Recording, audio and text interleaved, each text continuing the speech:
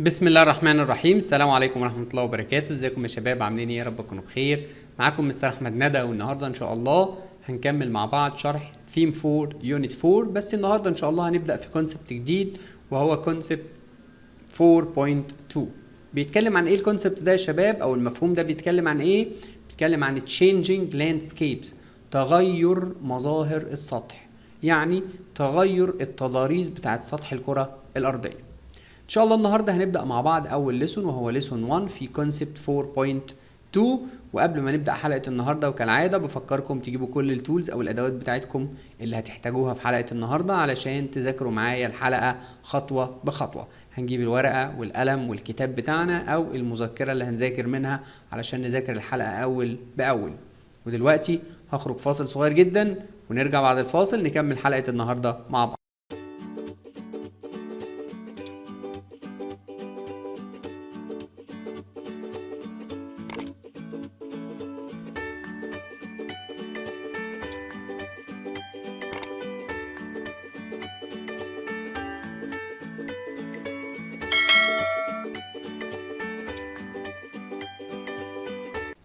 ورجعنا لكم من الفاصل يا شباب علشان نبدأ نشرح مع بعض ليسون 1 في كونسبت 4.2. عشان نفتكر مع بعض كونسبت 4.2 بيتكلم عن changing landscapes، يعني تغير مظاهر السطح. طبعا كالعادة في بداية أي كونسبت جديد بنبدأ بالأكتيفيتي نمبر 1 أو بالنشاط رقم 1 اللي بيقول لي can you explain؟ هل تستطيع شرح؟ تقدر تشرح لي، وبيظهر لي كام صورة كده وبيشوف المعلومات اللي عندي عن الموضوع اللي هنتكلم فيه. تعالوا كده نشوف احنا هنتكلم عن ايه في الكونسبت ده.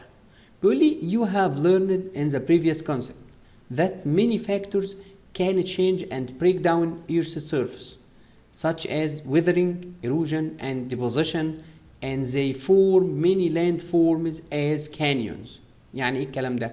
يعني انت اتعلمت في المفهوم السابق اللي هو اللي فات ان في العديد من العوامل اللي بتغير وتكسر سطح الكرة الارضية او سطح كوكب الارض بتاعنا. زي مين؟ زي عملية الويذرنج اللي هي عملية التجوية اللي هي بيكسر فيها الصخور من اجزاء كبيرة الى اجزاء صغيرة. بعد كده عملية الايروجن اللي هي التعرية، الاجزاء الصغيرة اللي اتكسرت من الصخور بتتنقل من مكان لمكان. بعد كده العملية الثالثة اللي هي ديبوزيشن، وهي عملية الترسيب، ان الصخور اللي اتكسرت واتنقلت من مكان لمكان بتتجمع كلها في مكان جديد، تمام؟ فبيحصل لها ديبوزيشن او عملية ترسيب. وان كل دوت بيكون العديد من لاند فورمز. لاند فورمز يعني تضاريس السطح. زي مين؟ قال لي زي الكانيونز كده، زي الاخدود اللي انتوا شايفينه في الصورة ده. شايفين المكان الضيق ده العميق ده اللي بيمشي فيه المية ما بين الجبلين؟ ده اسمه كانيونز، اسمه اخدود. تمام كده؟ قلت له طيب انا عارف المعلومات دي من الكونسبت اللي فات، عارف يعني ايه ويذرنج، يعني ايه ايروجن، يعني ايه ديبوزيشن، صح كده؟ ودلوقتي اتعلمت حاجة كمان، ان في حاجة اسمها لاند فورمز، تضاريس سطح كوكب الارض، وان من ضمن التضاريس ديت في حاجة اسمها كانيونز، اخدود. تمام كده؟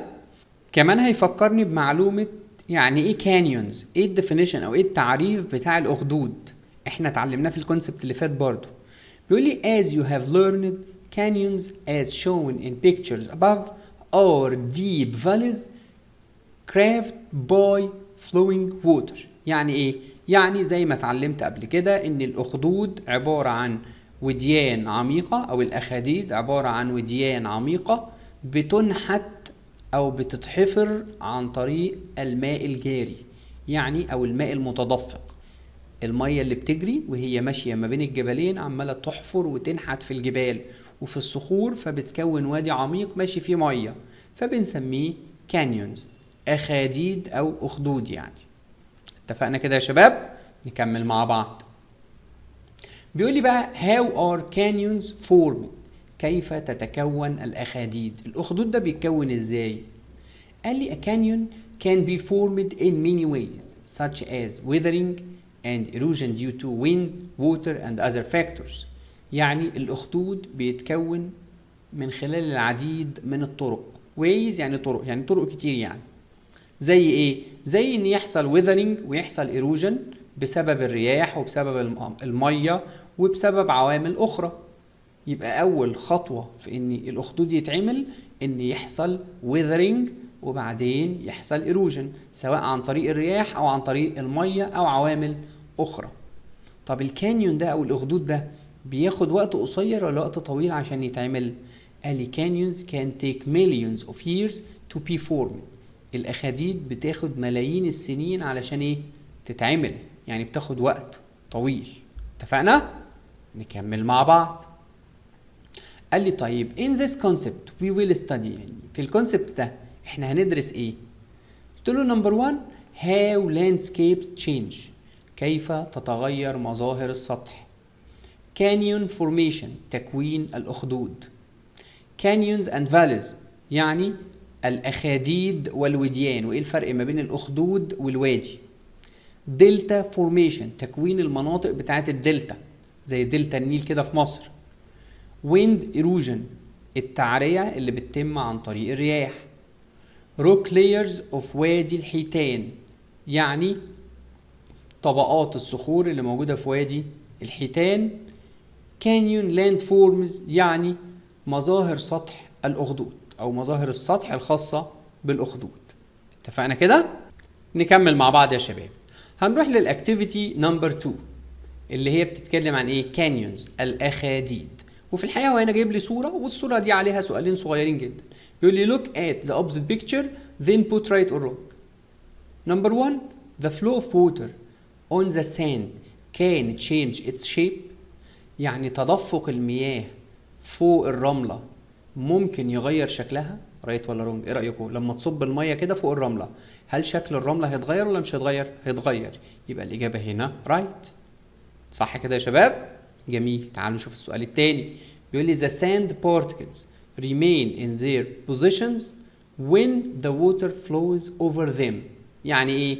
يعني جزيئات الرمال هتظل في أماكنها زي ما هي عندما تتدفق المياه فوق الرمال. يعني لما المياه تتصب فوق الرمل جزيئات الرمل هتفضل في أماكنها.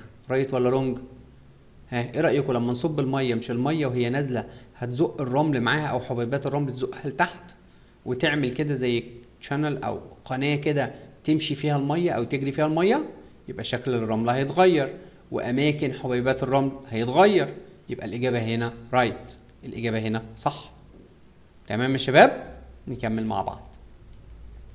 بيقول لي تعال اشرح لك بقى اللي حصل في الصورة دي عشان تبقى فاهم معايا ايه اللي بيحصل لما الكانيونز بتتكون او لما يبقى فيه حاجة اسمها اخدود بيتكون. بيقول لي when the water is moving over the sand، لما المية تتحرك فوق الرمل it pushes some of the sand out of the way، يعني هتدفع بعض الرمال بعيدا عن طريقها، يعني هتزق الرمل يمين وشمال وهي ماشية. طب وبعدين؟ قال لي as the water moves the sand، لما الرمل بقى يتحرك عن طريق المية أو لما المية تحرك الرمال it leaves an impression where the water flowed، يعني هتترك اللي هي المية هتترك انطباع على الرمال يدل على ان المية كانت بتسري او بتتدفق في المكان ده. يعني هتسيب علامة على الرمل بتقول ان المية كانت بتتدفق في الاتجاه ده اللي هو من فوق لتحت. طب وبعدين؟ قال لي this is the same idea of canyons formation، قال لي دي نفس فكرة تكوين الأخاديد، دي نفس الفكرة والطريقة اللي بيتكون بيها أي أخدود. تمام كده؟ قلت له طيب تعال نكمل شرح. Canyons are formed due to erosion by water for long period of time as water can wear away landscapes and move sediments. يعني ايه؟ يعني الأخاديد بتتكون بسبب التعرية اللي بتحصل عن طريق المية. التعرية اللي بتحصل عن طريق المية. طب يعني ايه تعرية؟ نقل أجزاء الرمال أو الصخور المتكسرة الصغيرة من مكان لمكان. تمام؟ والكلام ده أو التعرية دي بتحصل لفترة طويلة. طيب ليه؟ اشمعنى المية؟ قال لي لأن المية تقدر تزق اللاندسكيبس اللي هي التضاريس بتاعة السطح أو مظاهر السطح وتحرك الرواسب في الاتجاه اللي المية بتمشي فيه، فتبتدي تسيب مكان بيتدفق فيه المية أو تترك علامة كده للمية علشان تتدفق، تسيب مكان كده محفور في الأرض أو في الصخرة أو في الرملة بيدل على إن في هنا تدفق للمياه، أو إن المية بتقدر تجري هنا بشكل طبيعي وشكل سهل، فيتكون الإيه؟ كانيونز، الأخاديد. برافو عليكم، يتكون الأخدود اللي إحنا بنتكلم عليه. تمام كده؟ تعالوا نكمل سوا. طيب يا مستر مفيش اكزامبلز، مفيش امثله على الكانيونز المختلفه؟ لا في، هناخد.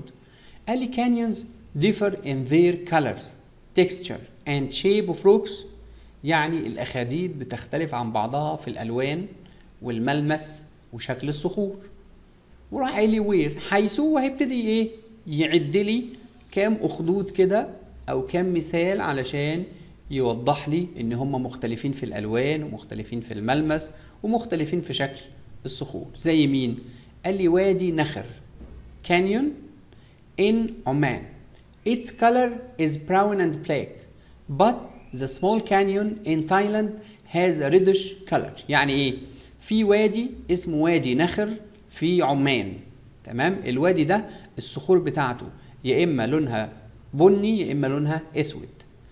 وفي وادي تاني صغير او اخدود صغير في تايلاند اسمه سمول كانيون، ده لون الصخور بتاعته بيبقى ريدش. ريدش اللي هو ليه؟ اللي هو المحمر.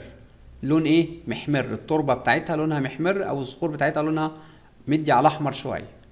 تمام؟ يبقى كده احنا خدنا تو كانيونز، واحد اهو اسمه وادي نخر في عمان، والسمول كانيون في تايلاند.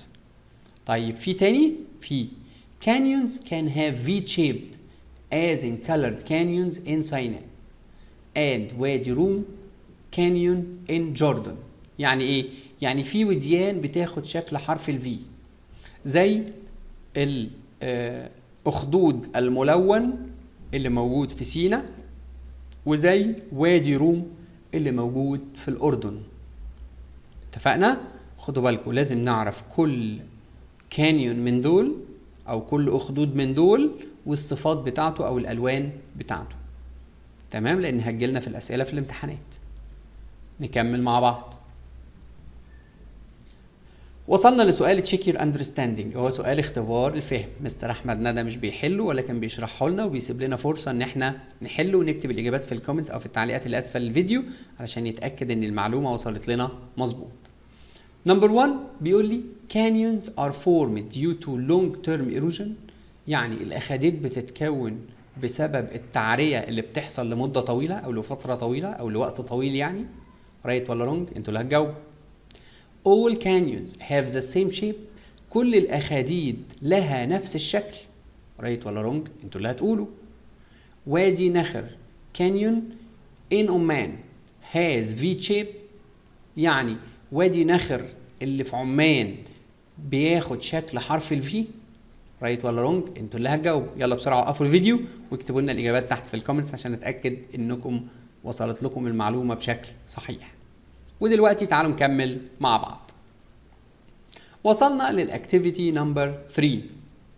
What do you already know about landscapes؟ يعني ايه اللي تعرفه فعلا عن تضاريس السطح؟ ايه المعلومات اللي انت تعرفها عنها؟ بيقول لي understanding the formation of landforms help predict future changes. يعني فهم طريقة التكوين بتاعة تضاريس السطح بيساعد في التنبؤ بالتغيرات المستقبلية. يعني لما انت تعرف شكل التضاريس بتاعة سطح الكوكب اللي انت عايش عليه دلوقتي واللي حصلت من زمان، هتقدر تتوقع في المستقبل ايه التغيرات اللي ممكن تحصل. قلت له طيب اديني اكزامبل، اديني مثال. قال لي هنتكلم عن كانيون فورميشن، تكوين الاخدود. تكوين ايه؟ الاخدود. بص كده على الصوره اللي قدامك هتلاقي سمول كانيون، اخدود كده صغير، صح؟ بيمر في غابه وفي نباتات يمين وشمال، صح؟ والجناب بتاعته منحدره شويه او مايله شويه، صح كده؟ وفي فلونج ووتر او في مياه بتتدفق منه او في ميه بتجري فيه، مظبوط؟ طب تعالى بقى نشرح. بيقول لي the opposite picture shows a small canyon at the beginning of its formation by the effect of a stream of water which can be observed from the following evidence. يعني ايه؟ يعني الصورة المقابلة بتوضح لك أخدود صغير في بداية تكوينه، لسه بيتكون ازاي؟ تحت تأثير جدول مياه. جداول المياه هي عبارة عن مية بتتدفق من ما بين الصخور أو الجبال، تمام؟ وبتمشي في مجرى كده أو في مسار معين. وبيقول لي كمان أنا عرفت دوت من الدلائل اللي أنا لاحظتها موجودة في الصورة اللي قدامك. زي إيه؟ قال لي مثلا trees and other plants that are growing on both sides of canyon need water to grow. يعني لاحظت الدليل بتاعي من الأشجار والنباتات اللي بتنمو على الجنبين بتوع الأخدود، لأن كده كده أي نبات عشان ينمو محتاج مية علشان ينمو يكبر، صح كده؟ يبقى ده دليل على إن في هنا مية تصلح للزراعة، أو إن في مية هنا بتجري. طالما في مية بتجري ما بين مكانين كده منحدرين بالشكل اللي انتوا شايفينه، يبقى أكيد هنا في كانيون، في إيه؟ أخدود. كمان تاني دليل معايا the sides are gently sloped due to the help of water in wearing or eroding the sides down. يعني ايه؟ الأجناب بتاعة الأخدود مايلة بشكل طفيف كده، مايلة بس مش منحدرة قوي يعني. وده بسبب ايه؟ بسبب مساعدة المية في عملية الإيروجن، في عملية التعرية. إن المية وهي ماشية بتعمل إيروجن، بتنقل الصخور المتكسرة من مكان لمكان، وده بيحصل على الجنبين بتوع الأخدود. تمام كده؟ تعالوا نكمل. قال لي from the previous example we can predict that. يعني من المثال السابق نقدر نتوقع أو نتنبأ بالآتي. هنقدر نتوقع إيه؟ قال لي أول حاجة water streams that flow over flat land will probably form small canyon. يعني الجداول المائية اللي بتتدفق على أرض مسطحة ممكن أو محتمل إن هي تكون أخدود صغير. فعلا المية حتى لو ماشية على أرض مستوية، أرض مسوية عادية خالص، تمام، مع الوقت، تمام، وهي بتتدفق كتير أو بتجري، بتعمل إيه؟ بتنحت في الصخور ديت، أو بتعمل عملية إيه زي إيروجن، نقل للصخور اللي متفتفتة أو اللي متكسرة من مكان لمكان، فهتساعد في تكوين أخدود حتى لو كان أخدود صغير. تاني حاجة the small canyon shown above could get deeper if it rained a lot and water ran through it again. يعني ايه؟ يعني الأخدود الصغير اللي انت شايفه في الصورة ده ممكن يكون أعمق من كده، يكون غويط عن كده كمان لو مطرت كتير، لو الدنيا مطرت بزيادة. ليه؟ المية وهي نازلة هتنحت في الصخور ديت، صح؟ فهتعمل ويذرنج وهتعمل إيروجن، صح؟ فهتكبر الأخدود دوت، تمام؟ قال لي كمان and water run through it again، والمية هتجري في الأخدود ده مرة تانية بس بشكل أكبر بقى وبكميات أكتر. تمام يا شباب؟ الأكتيفيتي دي كده اتفهمت؟ تعالوا نكمل. بيقول لي beside canyons there are many other forms of land forms such as mountain, dunes, valley. يعني ايه؟ يعني بجانب الأخاديد اللي احنا بنتكلم عليها في أشكال أخرى من تضاريس السطح زي الجبال والكثبان الرملية والوديان.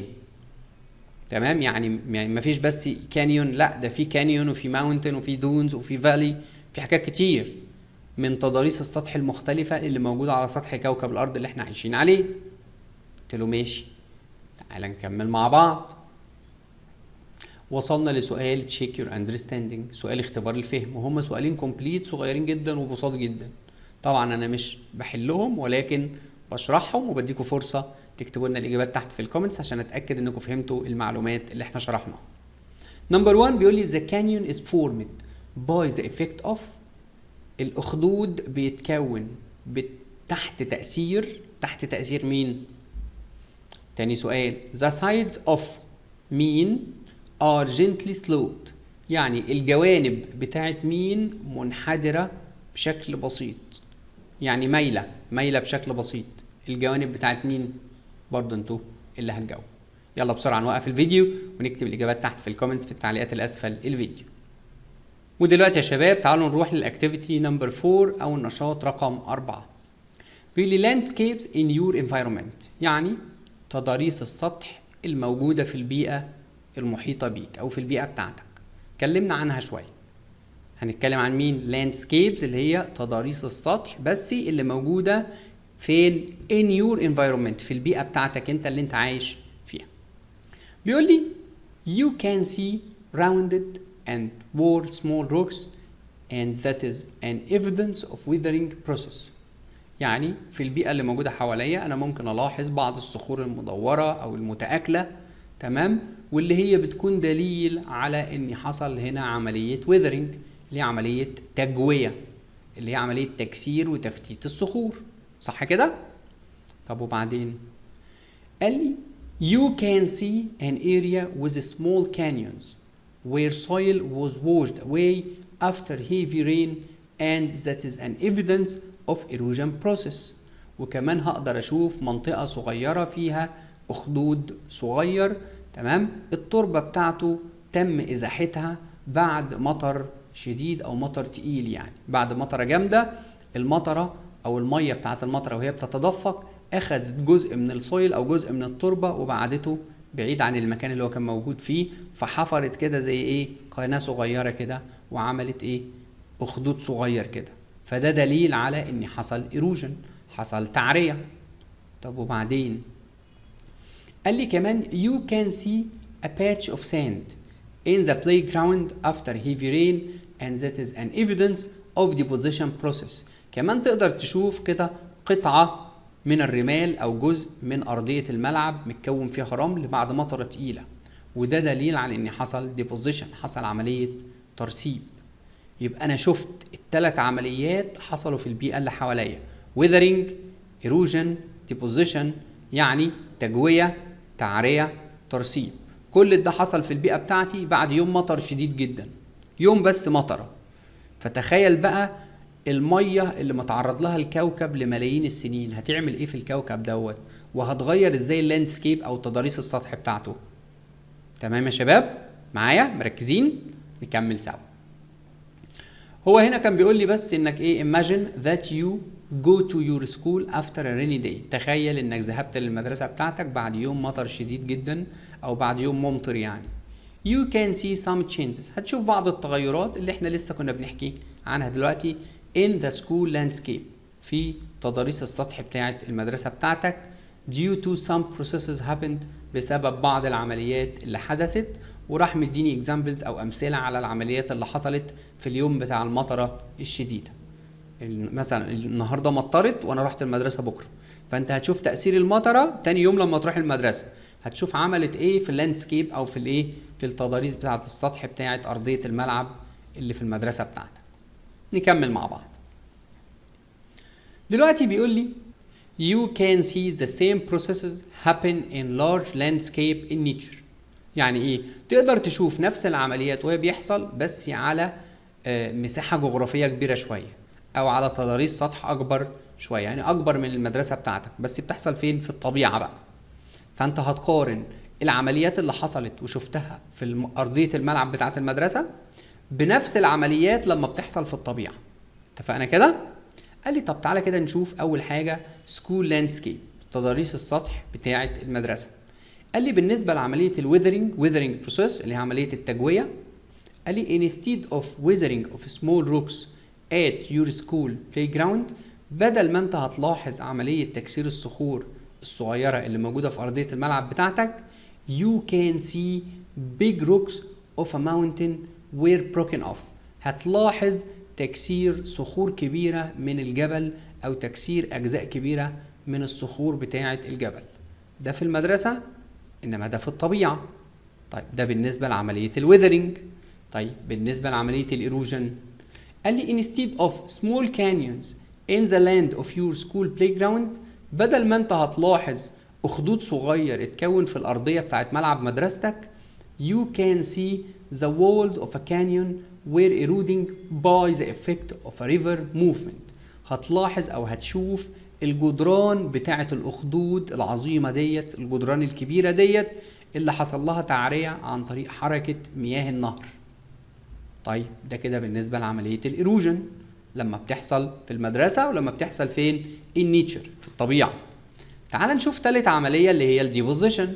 قال لي instead of a patch of sand at your school playground، بدل ما انت شفت قطعة او رقعة من الرمال كده اتكونت في ارضية الملعب بتاع مدرستك، you can see a river new land from the sediments by deposition.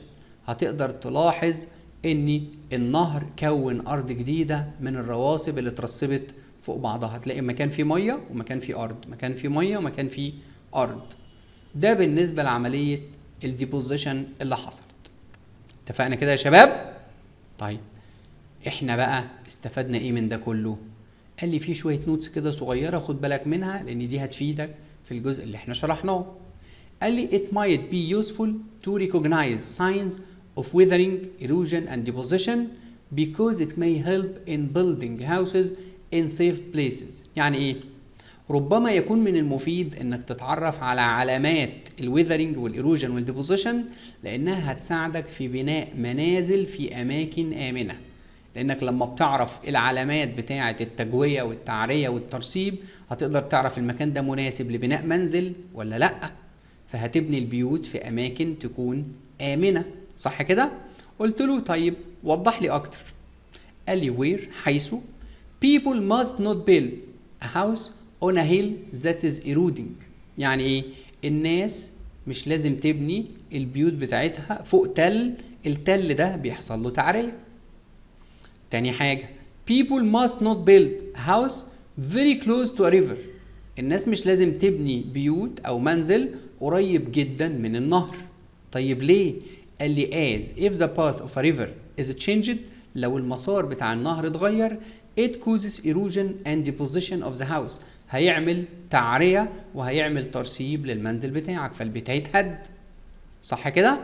عرفتوا بقى ايه فايدة ان احنا نلاحظ الساينز او العلامات بتاعة الويذرنج والايروجن والديبوزيشن في البيئة المحيطة بينا؟ جميل جدا. تعالوا نكمل مع بعض. وصلنا لسؤال تشيك يور اندرستاندينج وهو سؤال اختبار فهم. طبعا مستر احمد ندى مش بيحله ولكن بيسيبوه لنا احنا نحله. انا هشرحه بس وانتوا ايه توقفوا الفيديو تكتبوا لنا الاجابات تحت في الكومنتس في التعليقات اللي اسفل الفيديو. put right or wrong، حط علامة صح او غلط. number 1 we can't see any changes in our environment after raining. مش بنقدر نشوف اي تغييرات بتحصل في البيئة بتاعتنا بعد سقوط الامطار. right ولا wrong؟ انتوا اللي هتقولوا. in nature only weathering takes place but in small landscapes deposition and erosion happen. يعني في الطبيعة فقط بيحصل weathering ولكن في التضاريس بتاعة السطح الصغيرة بيحصل deposition ويحصل erosion. right ولا wrong؟ انتوا اللي هتحددوا. يلا بسرعة نوقف الفيديو ونكتب الإجابات تحت في الكومنتس في التعليقات اللي أسفل الفيديو. ولحد هنا يا شباب أكون حلقة النهاردة خلصت. بتمنى لكم كل التوفيق ويا رب تكونوا استفدتوا من حلقة النهاردة واشوفكم على خير ان شاء الله في حلقات جايه كتيره. والسلام عليكم ورحمه الله وبركاته.